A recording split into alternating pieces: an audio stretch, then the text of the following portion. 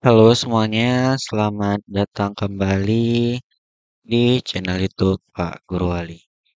Nah, Bapak Ibu, apa kabar semuanya? Pada hari ini saya akan memberikan contoh-contoh soal latihan untuk persiapan Bapak Ibu mengikuti ujian UKP PPG tahun 2025.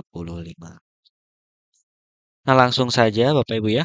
Jadi pada video kali ini khusus untuk ya 50 soal pilihan ganda PPG tentang pembelajaran sosial emosional yaitu pada modul 2 ya.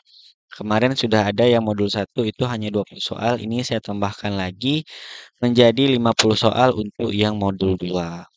Nah, jadi pada soal 50 soal kali ini disusunnya berdasarkan buku ajar ya. Buku Ajar Resmi PPG tahun 2025 tentang pembelajaran sosial emosional 2025. Nah, untuk buku ajar ini Bapak Ibu bisa download di grup Telegram Pak Guru Wali. Nanti silahkan bergabung ke grup Telegram Pak Guru Wali. Silahkan lihat ke atas ya. Jadi sudah tenggelam dengan informasi-informasi terbaru. Jadi di sini ada 4 topik ya.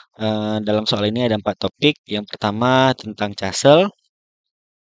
Kemudian yang kedua tentang peran guru sebagai teladan, yang ketiga experiential learning, kemudian yang keempat ada school well-being ya. Nah, jadi 50 soal ini mencakup keempat topik ini. Untuk Bapak Ibu pelajari agar terbiasa nanti menjawab soal pada saat ujian.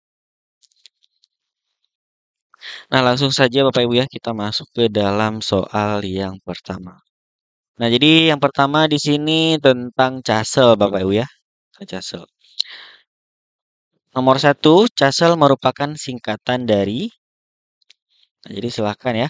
A. Community Action for School Emotional Learning. B. Collaborative for Academic, Social, and Emotional Learning. C. Center Academic and Social Evaluation Learning. D. Curriculum Assessment for Student Emotional Learning. Nah, silahkan ya. Bapak Ibu yang hafal pasti sudah tahu ya. Nah, ini sudah ada jawabannya di atas. Yang ini ya, jadi jawabannya nomor satu di sini adalah B ya. Yaitu di sini kolaboratif for academic, sosial, dan emosional learning. Nah, ini sudah ada jawabannya di atas. Ya, jadi pembahasannya di sini CASEL adalah lembaga nirlaba terkemuka di bidang pembelajaran sosial emosional yang mengembangkan kerangka kerja sel. Nah, kemudian lanjut ke soal nomor 2. Ini nomor 2 Bapak Ibu ya, ini salah. Manakah yang termasuk dalam 5 kompetensi CASEL? Nah, jadi A, problem solving. B. Self-awareness. C. Kepemimpinan. D. Motivasi. Silahkan ya, ada 5 kompetensi CASEL. Silahkan Bapak Ibu jawab. Nah, untuk jawaban nomor 2 ya di sini B ya, yaitu self-awareness ya. Yaitu pembahasannya kompetensi CASEL meliputi self-awareness, self-management, social awareness, relationship, and responsible discussion making ya. Nah, jadi ini Bapak Ibu harus bisa hafal Bapak Ibu ya. Untuk nanti Bapak Ibu tidak bingung pada saat menjawab soal ya. Nah, ini ya, sudah ada dan juga sudah Bapak Ibu pelajari pada modul yang kedua. Kemudian kita lanjut ke soal nomor 3 Bapak Ibu ya. Nah, kerangka CASEL mencakup 5 kompetensi inti ya. Nah, yang tadi yang 5 tadi, manakah dari pernyataan berikut yang paling mencerminkan responsible discussion making? A. Menyadari emosi diri saat menghadapi konflik. B. Menunda reaksi impulsif saat marah. C. Memahami perspektif orang dengan latar belakang berbeda. D. Memilih menyelesaikan masalah tanpa menyakiti pihak lain. Nah, silahkan dijawab Bapak Ibu ya. Silahkan dipahami. Ini tentang responsible discussion making. Tuh, jawabannya nomor 3 di sini adalah D ya. Yaitu memilih menyelesaikan masalah tanpa menyakiti pihak lain ya. Nah, untuk pembahasannya di sini responsible discussion making adalah kemampuan untuk membuat pilihan yang etis dan konstruktif. Memilih menyelesaikan masalah tanpa menyakiti pihak lain adalah bentuk konkret dari keputusan yang bertanggung jawab. Nah, kemudian kita lanjut ke soal nomor 4. Apa yang terjadi? Apa yang menjadi peran penting Casel dalam mendorong pembelajaran sosial emosional yang berkelanjutan di sekolah? A. Menyediakan struktur kurikulum nasional. B. Memberikan penilaian akademik secara berkala. C. Menyusun kerangka pengembangan kompetensi sel secara komprehensif. D. Meningkatkan efektivitas komunikasi digital antar siswa. Nah, silahkan dijawab ya, Bapak Ibu, untuk nomor 4. Nah, di sini jawabannya adalah C ya, yaitu menyusun kerangka pengembangan kompetensi sel secara komprehensif.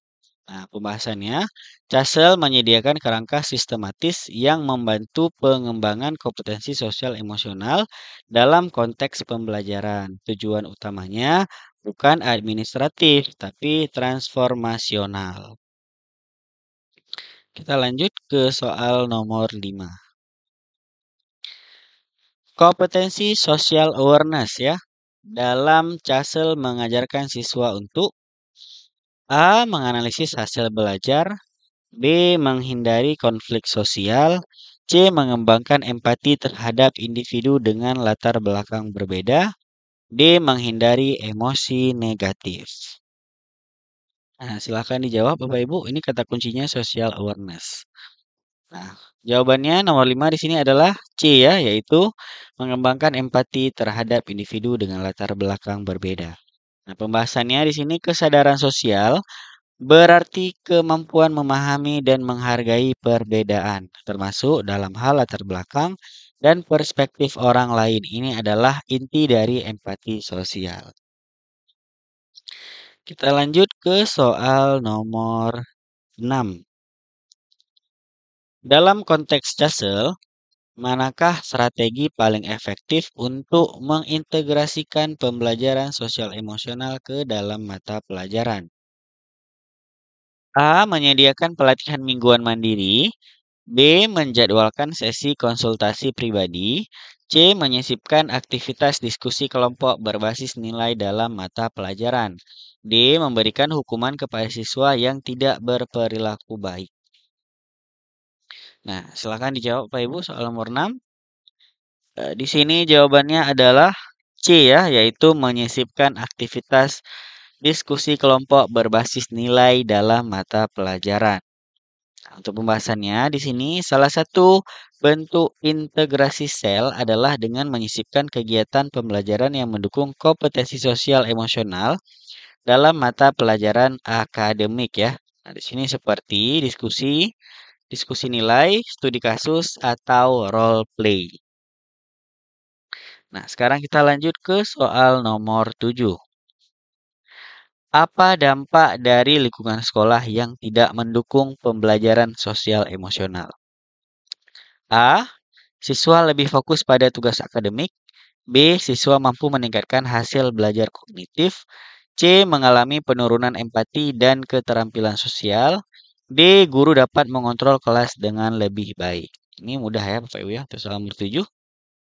Jawabannya di sini adalah C ya, yaitu siswa mengalami penurunan empati dan keterampilan sosial. Untuk pembahasannya, yaitu tanpa lingkungan yang mendukung, aman, inklusif, dan positif, pembelajaran sosial emosional tidak dapat tumbuh optimal. Hal ini berdampak pada rendahnya keterampilan sosial siswa. Kita lanjut ke soal nomor 8. Penerapan kompetensi CASEL secara budaya sekolah paling tepat dilakukan dengan cara A. Menyediakan pelajaran khusus sel. B. Mewajibkan siswa membaca buku motivasi. C. Membudayakan penyelesaian konflik secara damai di semua interaksi sekolah. D. Melakukan pelatihan guru setiap semester. Nah, ini silahkan dijawab nomor 8. Nah, untuk jawabannya nomor 8 adalah C ya, yaitu membudayakan penyelesaian konflik secara damai di semua interaksi sekolah. Nah, untuk pembahasannya di sini Casel mendorong agar sel menjadi bagian dari budaya sekolah, misalnya dalam praktik menyelesaikan masalah secara damai, bukan hanya kegiatan terpisah ataupun formal. Kita lanjut ke soal nomor 9. Manakah contoh penerapan kompetensi self-management dalam konteks pembelajaran? A. Mengatur diri agar tetap tenang saat hasil ujian tidak sesuai harapan. B. Memahami perasaan teman yang sedih. C. Menjawab pertanyaan guru dengan lantang. D. Menyusun strategi kelompok dalam diskusi. Silakan Bapak Ibu jawab untuk soal nomor 9. Nah, jawabannya di sini adalah A ya, yaitu mengatur diri agar tetap tenang saat hasil ujian tidak sesuai harapan. Nah, untuk pembahasannya di sini self management adalah kemampuan mengelola emosi dan perilaku dalam berbagai situasi. Mengendalikan diri saat kecewa merupakan bentuk manajemen diri. Soal nomor 10.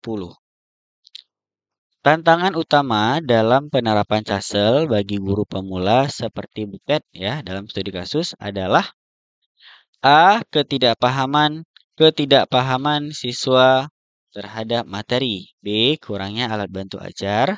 C. Kesulitan dalam mengelola emosi dan mencairkan suasana kelas.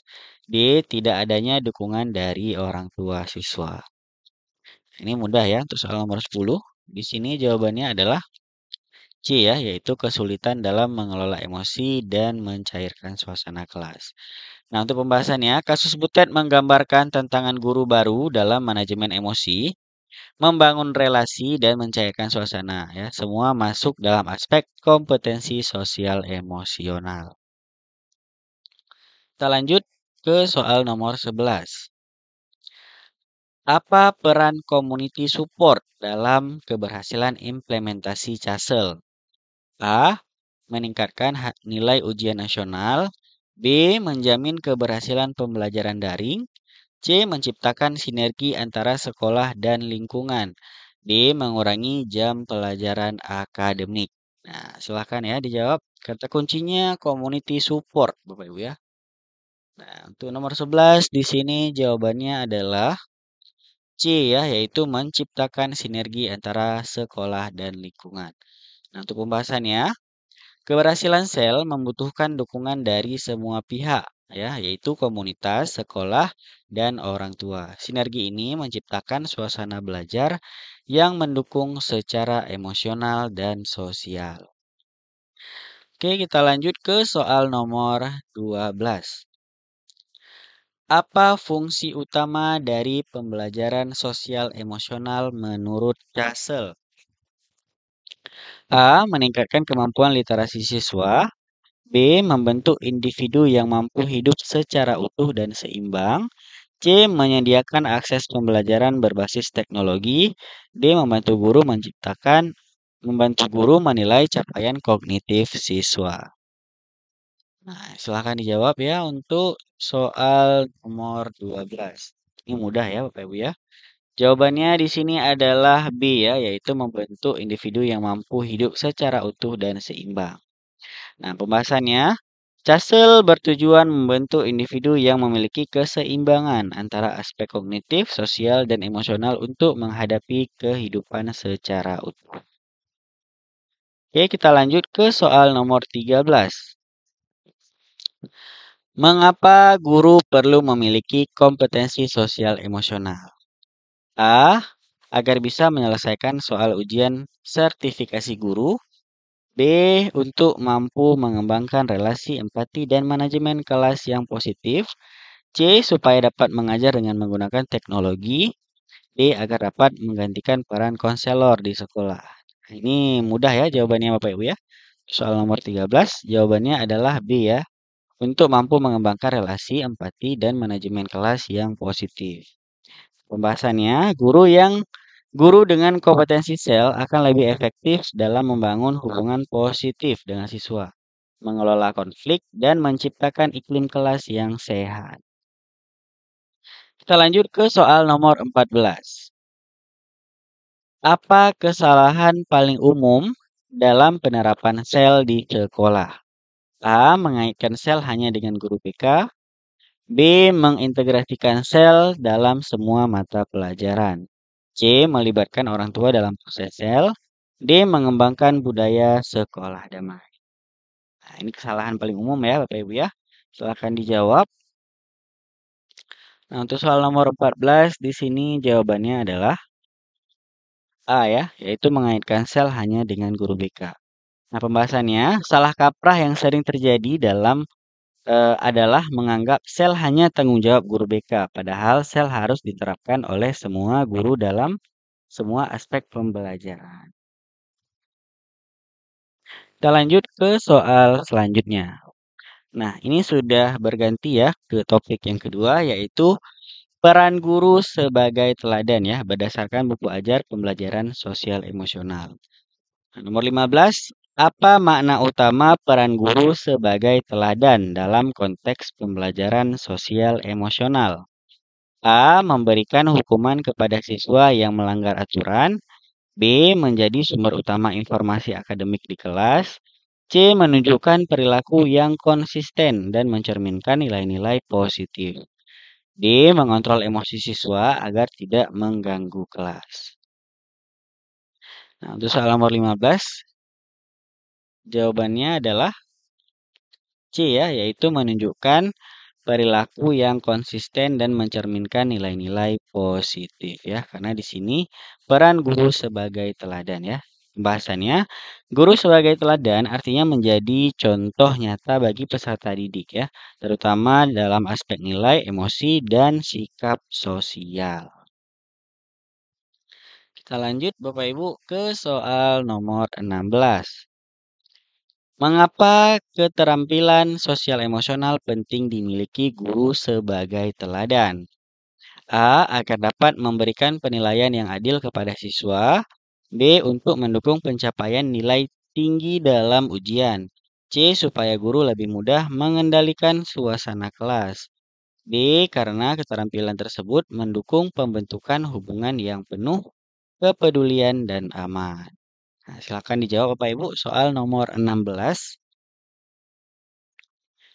Untuk jawabannya di sini adalah D ya, yaitu karena keterampilan tersebut mendukung pembentukan hubungan yang penuh kepedulian dan aman. Nah, pembahasannya, keterampilan sosial emosional membentuk hubungan yang mendukung keberanian peserta didik dalam berekspresi dan belajar secara bermakna. Nah, kita lanjut ke soal nomor 17. Manakah dari berikut ini yang tidak mencerminkan guru sebagai teladan? A. Meminta maaf jika melakukan kesalahan. B. Menyalahkan siswa di depan umum. C. Menunjukkan empati saat siswa mengalami kesulitan. D. Menjaga komunikasi yang baik dengan orang tua siswa. Nah, ini mudah ya jawabannya ya. Nomor 17 ya. Sudah pasti jawabannya adalah B ya. Yaitu menyalahkan siswa di depan umum. Nah, pembahasannya. Menyalahkan siswa di depan umum adalah contoh perilaku yang tidak mendidik dan bertentangan dengan prinsip keteladanan guru. Oke, kita lanjut ke soal nomor 18.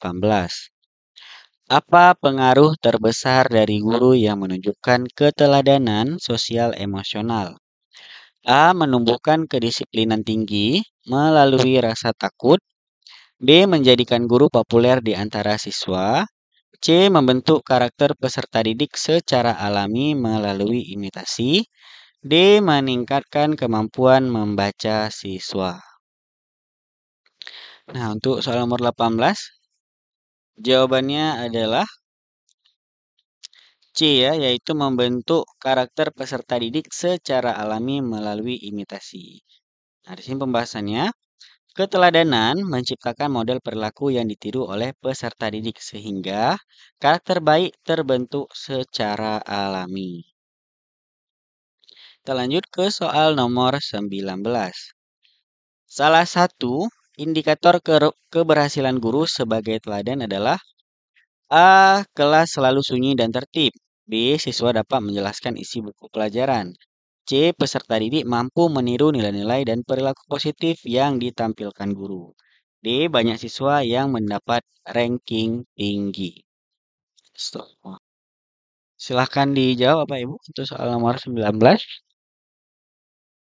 Ini mudah Bapak Ibu ya. Jadi jawabannya adalah C ya, yaitu peserta didik mampu meniru nilai-nilai dan perilaku positif yang ditampilkan guru. Nah, pembahasannya, indikator keberhasilan guru sebagai teladan terlihat dari bagaimana siswa menginternalisasi dan meniru perilaku positif guru. Nah, kita lanjut ke soal nomor 20. Apa tantangan terbesar bagi guru dalam menerapkan peran sebagai teladan? A. Menyusun RPP yang lengkap. B. Menjaga konsistensi sikap dalam situasi emosional yang beragam. C. Menguasai materi ajar dengan baik. D. Mengelola administrasi sekolah secara tepat waktu.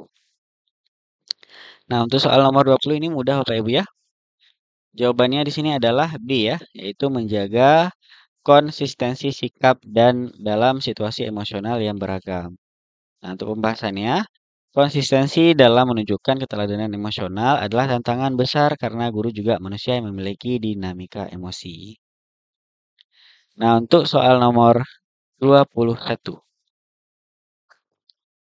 Dalam pembelajaran sosial emosional, hubungan antara guru dan siswa menjadi yang paling efektif dibangun berdasarkan A. Struktur kekuasaan yang kuat. B. Hubungan hierarkis satu arah. C. Kepedulian dan rasa percaya yang saling tumbuh. D. Penekanan terhadap nilai akademik. Nah, ini mudah Bapak Ibu ya untuk soal nomor 21. Jawabannya di sini adalah C ya, yaitu kepedulian dan rasa percaya yang saling tumbuh. Nah, pembahasannya di sini, hubungan sosial emosional yang sehat ditandai oleh kepercayaan, kepedulian, dan dukungan dua arah. Nah, kita lanjut ke soal nomor 21. Nomor 22 Bapak Ibu ya. Perilaku guru yang menjadi agen perubahan sosial emosional di sekolah adalah A. Mengisolasi siswa yang bermasalah. B. Memberi motivasi saat upacara saja.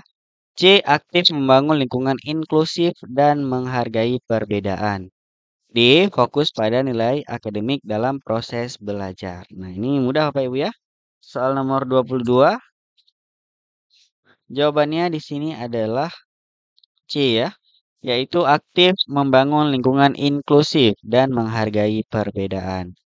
Pembahasannya, guru sebagai agen perubahan tidak hanya fokus pada pengajaran, tetapi menciptakan ruang aman dan inklusif bagi semua siswa. Kita lanjut ke soal nomor 23. Penerapan sel oleh guru sebagai teladan dapat diukur melalui A. Pengaruh positif terhadap budaya kelas dan interaksi siswa. B. Kemampuan siswa menghafal nilai-nilai. C. Banyaknya tugas yang diberikan. D. Tingginya nilai siswa dalam ujian akhir. Silahkan dijawab Bapak Ibu soal nomor 23. Nah, jawabannya di sini adalah A ya, yaitu pengaruh positif terhadap budaya kelas dan interaksi siswa. Nah, untuk pembahasannya, dampak sel terlihat pada budaya kelas yang positif, partisipasi, empati, dan saling menghargai antar peserta didik. Kita lanjut ke soal nomor 24. Mengapa penting bagi guru untuk mengelola emosi mereka dengan baik? Ya. A. Agar tidak terlalu dekat dengan siswa. B. Supaya dapat menyelesaikan silabus tepat waktu. C. Karena guru dituntut menjadi pribadi yang tertutup. D. Karena emosi guru mempengaruhi suasana belajar dan respon siswa. Silakan dijawab Bapak Ibu. Untuk soal nomor 24 ini mudah Bapak Ibu ya. Jawabannya di sini adalah D ya, karena emosi guru mempengaruhi suasana belajar dan respon siswa. Pembahasannya, emosi guru yang stabil membantu menciptakan suasana belajar yang aman dan nyaman bagi siswa. Kita lanjut ke soal nomor 25. Apa dampak guru yang gagal menjadi teladan sosial emosional? A. Siswa menjadi terlalu kritis terhadap guru. B. Siswa terlalu aktif di kelas. C. Hilangnya rasa kepercayaan dan potensi tumbuhnya perilaku negatif. D. Siswa terlalu bergantung pada guru. Nah, ini kata kuncinya gagal, Bapak Ibu ya. Silakan dijawab, Bapak Ibu. Nah, untuk jawabannya di sini adalah C ya, yaitu hilangnya kepercayaan dan potensi tumbuhnya perilaku negatif.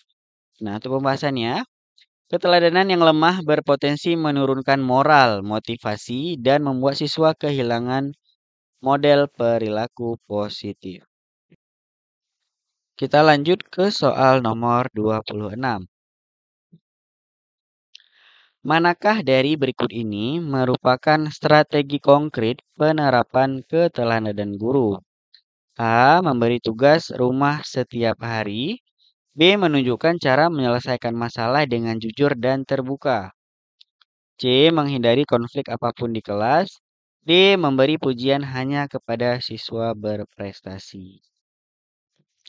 Nah, untuk soal nomor 26 ini mudah Bapak Ibu ya. Untuk jawabannya di sini adalah B ya, yaitu menunjukkan cara menyelesaikan masalah dengan jujur dan terbuka. Nah, untuk pembahasannya, keteladanan tidak hanya teori tetapi praktik nyata. Menunjukkan penyelesaian masalah secara jujur adalah contoh nyata keteladanan. Nah, kita lanjut ke soal nomor 27. Apa?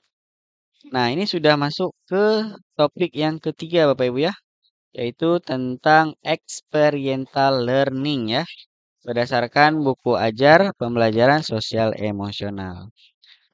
Kita baca soalnya. Apa prinsip utama dari experiential learning menurut David Kolb? A. Pembelajaran dimulai dari hasil. B. Belajar adalah proses pasif. C. Pengetahuan diperoleh melalui pengalaman langsung. D. Tujuan utama belajar adalah menyelesaikan kurikulum. Nah, di sini yang ditanyakan adalah menurut David Kolb ya. Nah, silakan dijawab Bapak Ibu. Nah, untuk jawabannya di sini adalah C ya, yaitu pengetahuan diperoleh dari pengalaman langsung. Untuk pembahasannya, Kolb menyatakan bahwa belajar terjadi dari pengalaman nyata yang diolah menjadi pengetahuan melalui refleksi, berpikir, dan penerapan. Kita lanjut ke soal nomor 28. Siklus experiential learning Kolb terdiri dari urutan berikut kecuali A. Concrete experience. B. Reflective observation. C. Collaborative execution. D. Active experimentation. Nah, jadi silakan dijawab ya. Di sini yang ditanyakan adalah kecuali Bapak Ibu ya. Nah, jawabannya di sini adalah C ya, yaitu collaborative execution ya, karena di sini ditanyakan adalah kecuali. Nah, pembahasannya urutan Kolb adalah concrete experience, reflective observation, abstract conceptualization, dan active experimentation. Ya. Kemudian di sini collaborative execution tidak termasuk dalam siklus ini. Nomor 29, dalam penerapan experiential learning, peran guru yang paling sesuai adalah A. Pemberian tugas dan penilaian akhir. B. Fasilitator proses pengalaman belajar siswa. C. Pengawas utama perilaku siswa. D. Penentu seluruh proses belajar. Nah, silakan dijawab ya Bapak Ibu ya, karena ditanyakan di sini peran guru yang paling sesuai. Nah, untuk jawabannya di sini adalah B ya, yaitu fasilitator proses pengalaman belajar siswa. Nah, untuk pembahasannya, Guru dalam experiential learning berperan sebagai fasilitator yang membimbing siswa menemukan dan membangun makna dari pengalaman. Kita lanjut ke soal nomor 30.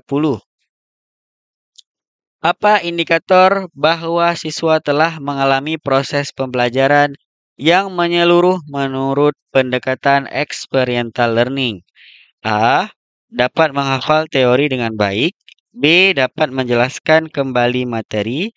C. Dapat menerapkan pengetahuan dalam konteks nyata. D. Dapat menyelesaikan ujian dengan cepat.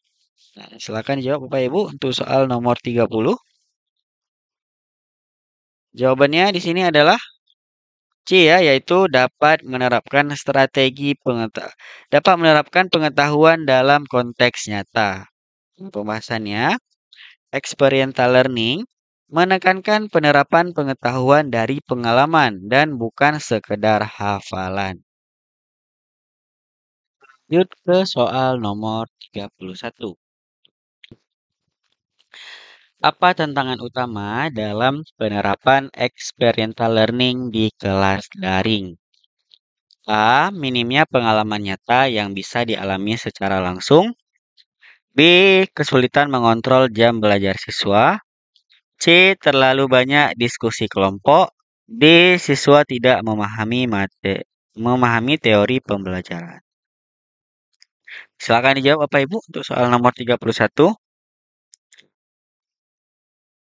Nah, untuk soal nomor 31, jawabannya adalah A ya, karena di sini daring ya, yaitu jawabannya minimnya pengalaman nyata yang bisa dialami secara langsung.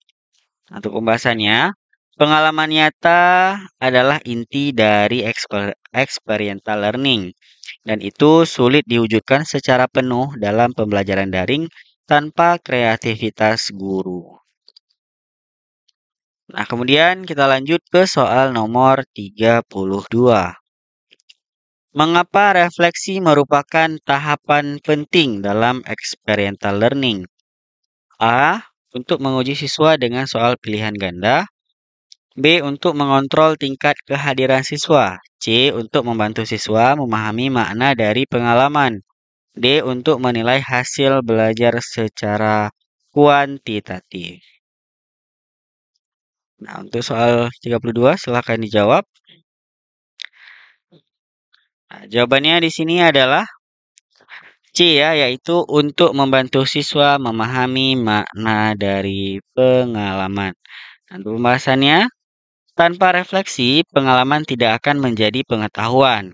Refleksi memungkinkan siswa berpikir kritis apa yang dialami.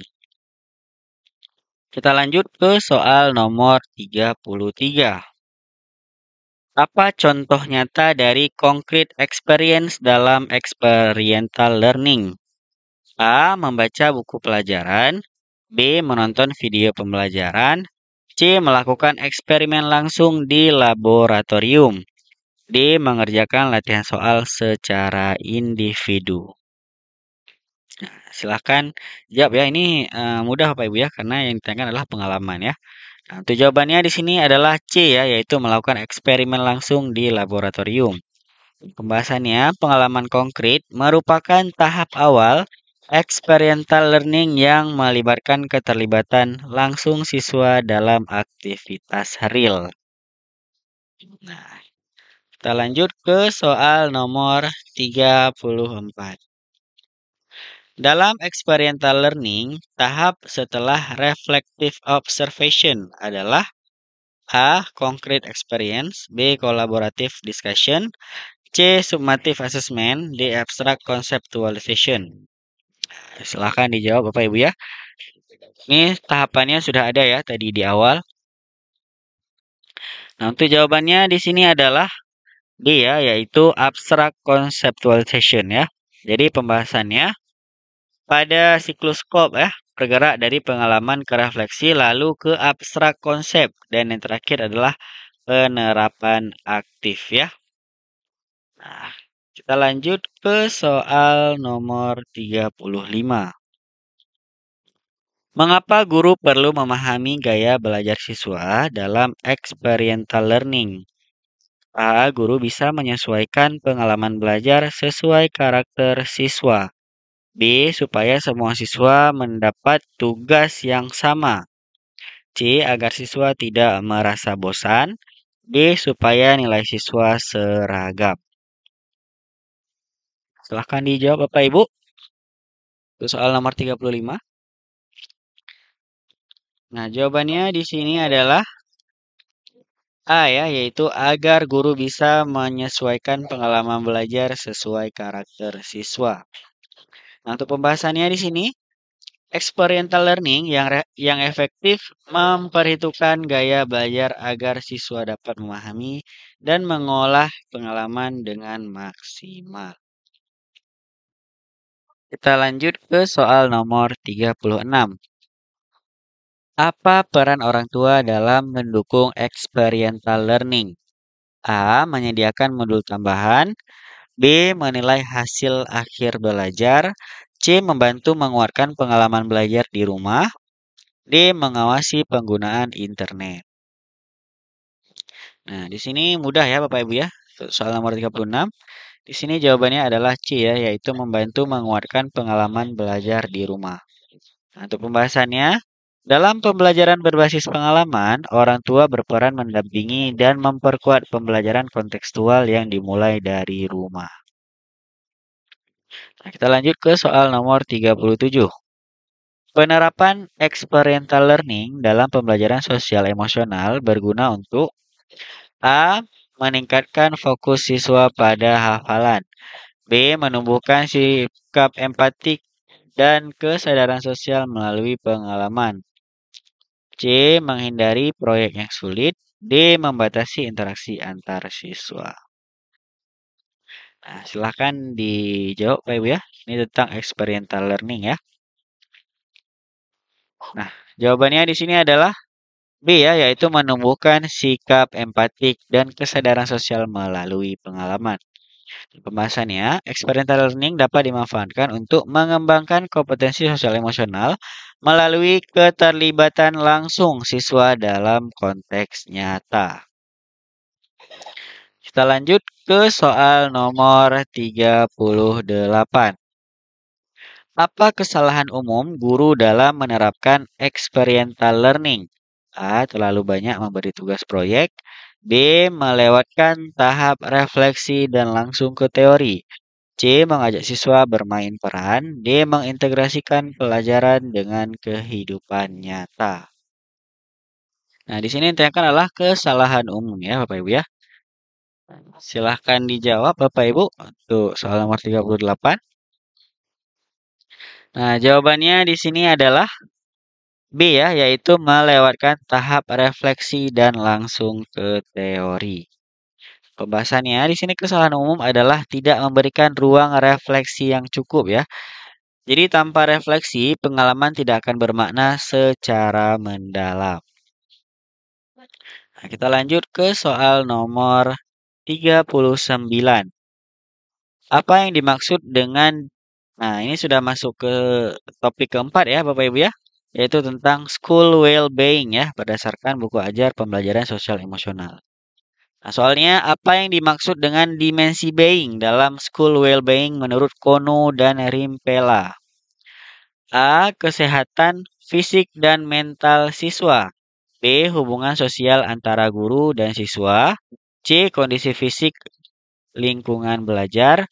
D. Penghargaan terhadap eksistensi diri dan peran individu di sekolah. Nah, silakan dijawab Bapak Ibu. Nah, di sini untuk jawabannya adalah D ya, yaitu penghargaan terhadap eksistensi diri dan peran individu di sekolah. Nah, pembahasannya dimensi being berkaitan dengan rasa percaya diri, rasa dihargai, dan sejauh mana siswa merasa dilibatkan serta mampu mengekspresikan diri di lingkungan sekolah. Nah, kita lanjut ke soal nomor 40. Manakah yang bukan termasuk dalam empati dimensi school well-being menurut Kono dan Rimpela? A. Having. B. Believing. C. Loving. D. Help. Nah, Silahkan dijawab Bapak Ibu. Nah, untuk soal nomor 40, di sini jawabannya adalah B ya, yaitu believing ya. Nah, pembahasannya, dimensi dalam model Kono dan Rimpela adalah having, loving, being, dan hold ya. Jadi untuk believing ini tidak termasuk. Nah, ini nanti silahkan dihafal Bapak Ibu ya. Kemudian kita lanjut ke soal nomor 41. Faktor berikut dapat menghambat school well-being secara signifikan, kecuali A. Stres berkepanjangan pada guru, B. Keberagaman gaya belajar siswa, C. Kurangnya emosional literacy, D. Iklim kelas dengan kontrol tinggi dan kehangatan rendah. Nah, silakan dijawab Bapak Ibu. Ini kata kuncinya adalah kecuali Bapak Ibu ya. Nah, jawabannya untuk soal nomor 41 adalah B ya, yaitu keberagaman gaya belajar siswa. Nah, pembahasannya keberagaman gaya belajar bukan penghambat ya, justru tantangan yang dapat diakomodasi. Sementara tiga faktor lainnya berkontribusi pada rendahnya kesejahteraan di sekolah. Nah, kita lanjut ke soal nomor 42. Mengapa keterlibatan orang tua penting dalam menciptakan school well-being? A. Orang tua dapat menggantikan peran guru. B. Orang tua adalah penyumbang dana utama. C. Dukungan orang tua memperkuat lingkungan emosional siswa. D. Orang tua mengatur sistem evaluasi akademik. Nah, silakan dijawab Bapak Ibu. Nah, untuk soal nomor 42 di sini jawabannya adalah C ya, yaitu dukungan orang tua memperkuat lingkungan emosional siswa. Nah, untuk pembahasannya, kolaborasi sekolah dan orang tua menciptakan kesinambungan antara lingkungan rumah dan sekolah, memperkuat iklim positif. Kita lanjut ke soal nomor 43. Apa dampak dari dimensi loving yang tidak terpenuhi di lingkungan sekolah? A. Siswa cenderung fokus belajar. B. Terbentuknya iklim kompetitif yang sehat. C. Meningkatnya isolasi siswa dan rendahnya empati. D. Guru dan siswa menjadi lebih mandiri. Nah, silakan dijawab ya Bapak Ibu ya. Ini kata kuncinya adalah loving Bapak Ibu ya. Nah, untuk jawabannya 43 di sini adalah C ya, yaitu meningkatnya isolasi sosial dan rendahnya empati. Nah, untuk pembahasannya, di sini dimensi loving berhubungan dengan hubungan sosial. Ketika ini tidak terpenuhi, siswa cenderung merasa kesepian dan sulit menjalin koneksi positif. Nah, kita lanjut ke soal nomor 44. Apa karakter utama iklim kelas high control high orm ya? Menurut Borik, A. Guru memberikan pujian dan tetap memegang kendali kelas.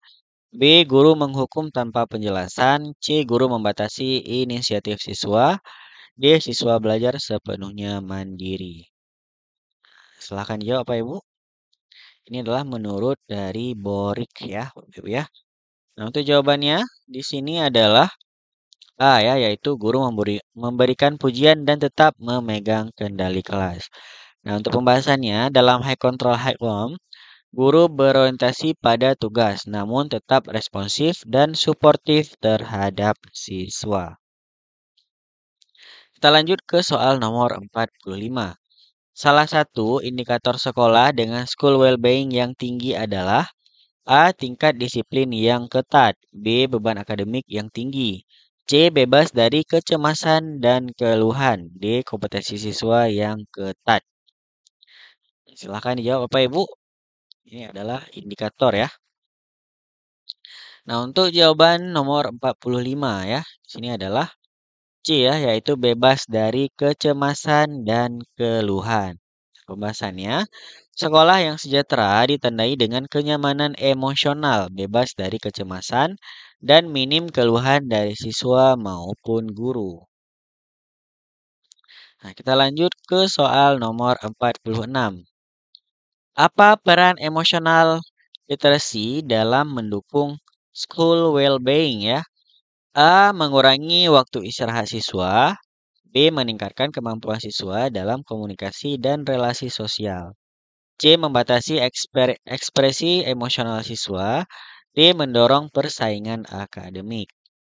Nah, silakan dijawab Pak Ibu. Ini kata kuncinya adalah emotional literacy ya. Nah, untuk jawabannya di sini adalah B ya, yaitu meningkatkan kemampuan siswa dalam komunikasi dan relasi sosial. Nah, untuk pembahasannya, emotional literacy mendukung siswa dalam menggali, memahami, dan mengelola emosi yang penting dalam menciptakan lingkungan sekolah yang sehat.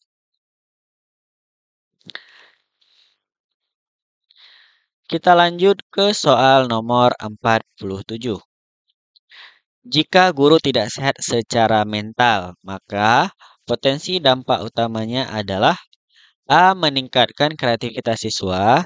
B. Meningkatkan kecepatan kurikulum. D. Menurunnya kualitas komunikasi dan dukungan terhadap siswa. E. Bertambahnya jumlah ekstrakurikuler. Nah, ini yang mudah Bapak Ibu ya untuk soal nomor 47 ya. Di sini jawabannya adalah C ya, yaitu menurunnya kualitas komunikasi dan dukungan terhadap siswa. Nah, untuk pembahasannya, stres dan ketidakseimbangan emosional guru dapat menghambat komunikasi dan pengelolaan kelas yang mendukung kesejahteraan. Nah, sekarang kita lanjut ke soal nomor 48. Apa contoh nyata dari implementasi dimensi having di sekolah? A. Memberikan kegiatan meditasi di kelas. B. Menyediakan ruang terbuka dan ventilasi yang baik. C. Mengadakan pelatihan guru. D. Meningkatkan jam pelajaran tambahan. Nah, silakan dijawab Pak Ibu. Ini adalah contoh nyata ya. Jawabannya di sini adalah B ya, yaitu menyediakan ruang terbuka dan ventilasi yang baik. Nah, untuk pembahasannya, having mengacu pada kondisi fisik dan fasilitas sekolah yang mendukung kenyamanan dan keamanan belajar. Kita lanjut ke soal nomor 49. Strategi yang tidak tepat untuk mendorong school well-being secara menyeluruh adalah A. Memberi sanksi bagi siswa yang tidak disiplin. B. Fokus pada capaian akademik semata. C. Mengembangkan iklim sekolah yang suportif, kolaboratif, dan sehat. D. Memberi tugas tambahan untuk meningkatkan motivasi. Nah, silakan dijawab Pak Ibu. Ini kata kuncinya adalah strategi yang paling tepat ya. Nah, untuk jawabannya di sini adalah C ya, yaitu mengembangkan iklim sekolah yang suportif, kolaboratif, dan sehat. Nah, pembahasannya, school well-being menuntut intervensi menyeluruh yang melibatkan pengembangan hubungan, kesehatan mental, dan lingkungan belajar yang kondusif. Kita lanjut ke soal nomor 50. Nah, ini adalah soal terakhir Bapak Ibu ya.